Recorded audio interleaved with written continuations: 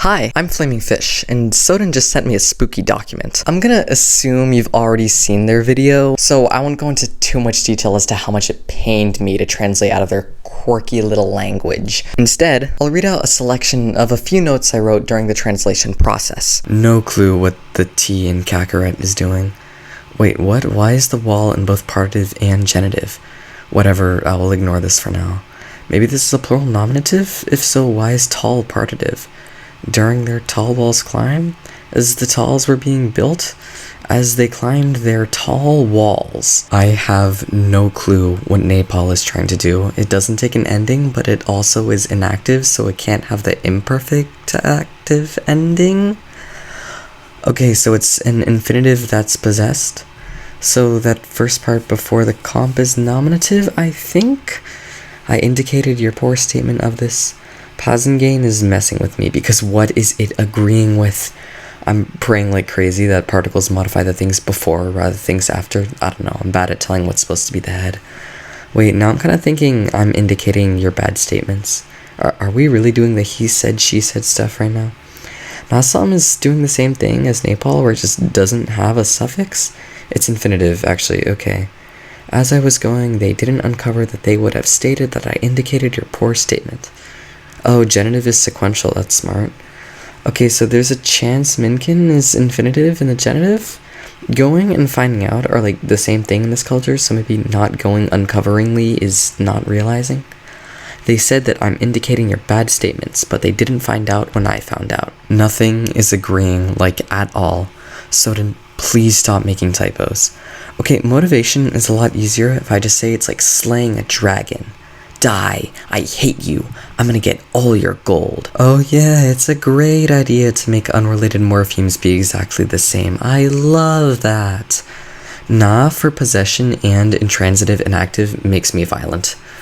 On second look, it kinda makes sense, but I'm still out for blood.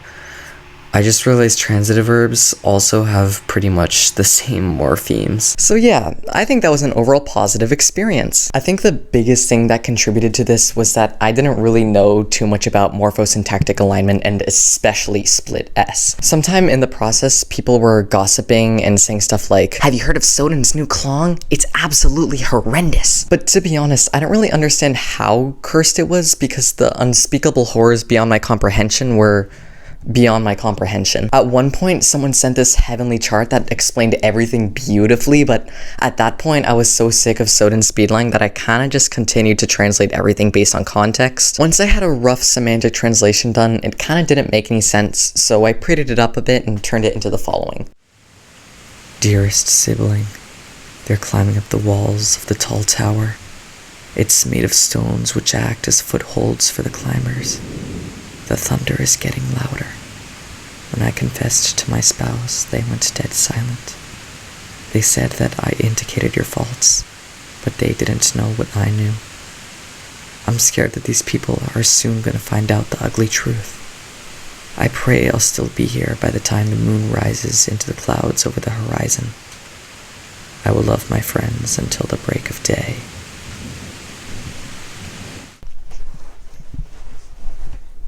Loki, I think that's pretty sick. There's like a 50% chance I got a bunch of stuff wrong, but there's also a 50% chance that I got everything wrong. Now that I'd successfully translated out of Soton Speedlang, it was time to make mine. Soton gave me a few requirements for the language, and if I'm being totally honest, I didn't really know what a lot of these were going into it. The phonology of my language ended up being a little bit quirky. Asymmetrical phonology is basically when your phonemic inventory is a little bit unbalanced. I decided to express this with limited use of the tongue. This gave me two places of articulation, bilabial and glottal. The major problem with only having two places of articulation in the language was that there weren't very many phonemes. If I didn't want the language to have super long words, I needed to increase the phoneme count. The best way to do this is to increase the number of places of articulation. Question: how do you increase the number of places of articulation while still keeping the same places of articulation? Multiplication! I was familiar with languages like Irish, where each place of articulation had had two versions. In Irish, it's broad and slender. Since I wasn't working with palatalization or velarization, because no tongue, I decided to double dip and reuse the lips and the throat. These new consonant pairs would be called booba and kiki, because the lips are all flowy and smooth while the throat is harsh and spiky. Soton also wanted me to add a small vowel inventory. Since I was still working with asymmetry, I decided to make there be just 3 phonemic vowels that all didn't require opening of the mouth too much. The final phonological requirement was to have tone only be contrastive in monosyllabic words.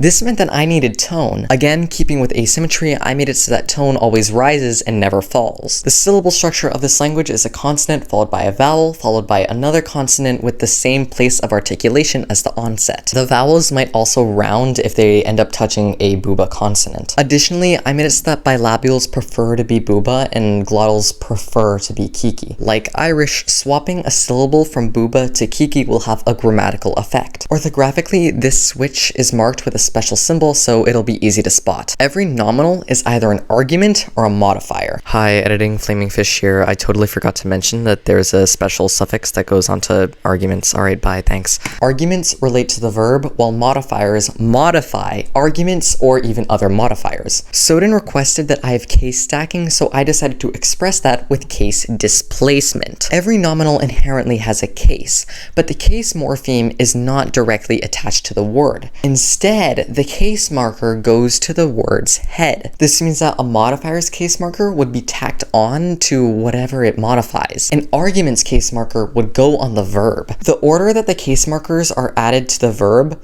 is reverse order from when they were spoken in the sentence. For example, you could say A, B, and C, and then the head would have it suffixed the case markers for C, then B, and then finally A. The reason why I wanted to have this case displacement is because Soton requested that inflectional nominal morphology only goes at the end of noun phrases.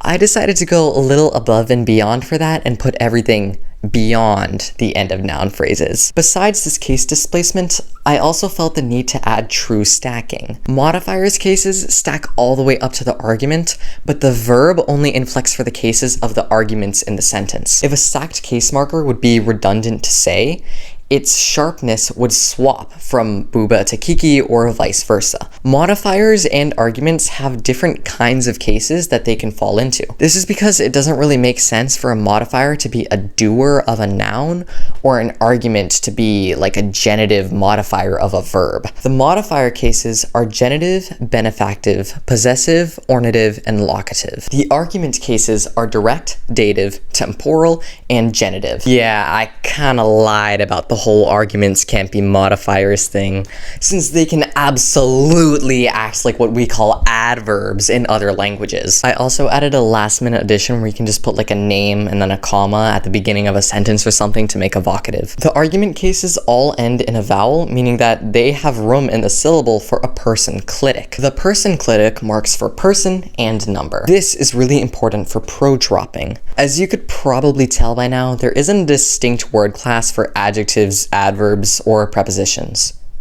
Oh yeah, and also verbs. Did you really think this language was going to have more than just nominals and suffixes?